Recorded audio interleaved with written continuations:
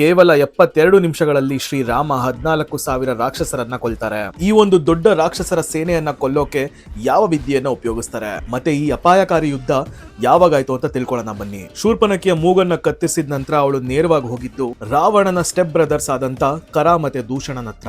ನೆತ್ತರ ಹರಿತಿದ್ದಂತ ಶೂರ್ಪನಖಿಯನ್ನ ನೋಡಿ ಕರ ಮತ್ತೆ ದೂಷಣನಿಗೆ ಕೋಪ ನೆತ್ತಿಗೇರತ್ತೆ. ಇನ್ನ ಮೂಗನ್ನ ಕತ್ತರಿಸಿದ್ದು ಯಾರು ಅಂತ ಕೇಳಿದಾಗ ಶೂರ್ಪನಖಿ ಶ್ರೀರಾಮನ ತಮ್ಮ ಲಕ್ಷ್ಮಣ ಅಂತ ಹೇಳ್ತಾಳೆ. ಆಗ ಕರ ಮತ್ತೆ ದೂಷಣ ಅವರ 14,000 ಮಹಾಶಕ್ತಿಶಾಲಿ ರಾಕ್ಷಸ ಸೈನ್ಯವೊಂದಿಗೆ ರಾಮ, ಲಕ್ಷ್ಮಣ ಮತ್ತೆ ಸೀತೆಯನ್ನ ಕೊಲ್ಲೋದಕ್ಕೆ ಮುಂದಾಗ್ತಾರೆ. ಇಂದ್ರಲೋಕವನ್ನೇ ಚೆಂಡು ತರ ಎತ್ತಿ ಎಸೆಯೋ ಶಕ್ತಿ ಆ ಸೇನೆಗಿತ್ತು. ಇಷ್ಟು ದೊಡ್ಡ ರಾಕ್ಷಸ ಸೇನೆ ತಮ್ಮ ಹತ್ರ ಬರ್ತಾ ಇದ್ದನ್ನ ನೋಡಿ ಶ್ರೀರಾಮ ಲಕ್ಷ್ಮಣನಿಗೆ ಸೀತೆಯನ್ನ ಸುರಕ್ಷಿತವಾದ ಗುಹೆಯೊಳಗೆ ಕರೆದುಕೊಂಡು ಹೋಗಿ ಅಲ್ಲವರನ್ನ ರಕ್ಷಿಸುವಂತ ಹೇಳ್ತಾರೆ. ನಂತರ ಸ್ವತಃ ಶ್ರೀರಾಮ ದೊಡ್ಡ ರಾಕ್ಷಸರ ಸೇನೆ ಮುಂದೆ ನಿಂತು ಯುದ್ಧಕ್ಕೆ ರೆಡಿ ಆಗ್ತಾರೆ. ವಾಲ್ಮೀಕಿ ರಾಮಾಯಣದ ಪ್ರಕಾರ ಶ್ರೀರಾಮ ಗಂಧರ್ವಾಸ್ತ್ರವನ್ನ ಪ್ರಯೋಗ ಮಾಡ್ತಾರೆ. ಒಂದು ಸಲಿ ಒಂದು ಬಾಣವನ್ನ ಬಿಟ್ರೆ ಅದು ಗಾಳಿಯಲ್ಲೇ ಸಾವಿರಾರು ಬಾಣವಾಗಿ ಪರಿವರ್ತನೆ ಆಗ್ತಾ ಇತ್ತು. ಆದ್ರಿಂದ ಅವರು ಒಂದೇ ಸಲಿ 13 ಬಾಣವನ್ನ ಗುರಿ ಮಾಡಿ ಬಿಡ್ತಿದ್ರು. ಈ ರೀತಿ ಕೇವಲ 72 ನಿಮಿಷಗಳಲ್ಲಿ ಕರ ಮತ್ತೆ ದೂಷಣ ಸೇರಿದಂತೆ ಅವರ 14,000 ರಾಕ್ಷಸರು ಮೃತ ಹೊಂತಾರೆ.